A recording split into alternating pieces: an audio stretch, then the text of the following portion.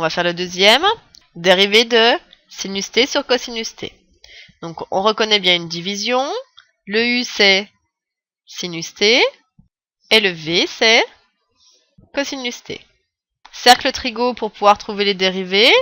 Donc dérivée de sinus. Sinus il est ici, plus sinus t.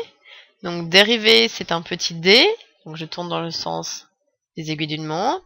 Donc dérivée de sinus sera ici plus cos. Donc u' sera cosinus t. Dérivée de cos, qui était ici, je tourne encore d'un quart de tour. On arrive ici à moins sinus. Donc on applique la formule. Elle me dit u', donc on a dit cosinus t, fois v, c'est-à-dire cosinus t. Ensuite, moins u, c'est-à-dire sinus t, fois v', c'est-à-dire moins sinus t.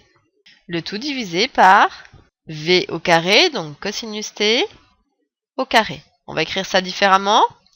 Cosinus t fois cosinus t sera cosinus carré t. Moins ça fera plus. Sinus t fois sinus t, sinus carré t. Le tout divisé par cosinus t au carré, c'est-à-dire cosinus carré t. Juste une petite chose que vous êtes censé savoir au niveau de la trigonométrie. Cosinus carré t plus sinus carré t, c'est-à-dire qu'en fait dans mon cercle j'ai un angle t. Si je fais le carré du cos plus le carré du sin, en fait ça ressemble à Pythagore, puisque là on a cosinus sinus.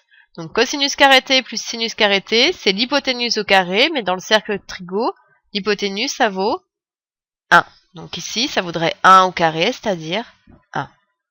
Alors ça c'est une forme intéressante. Ce que je viens de vous faire calculer, c'est la dérivée de tangente, puisque sinus sur cosinus, c'est tangente de t. Et en fait, la dérivée de tangente de t, c'est 1 sur cosinus carré de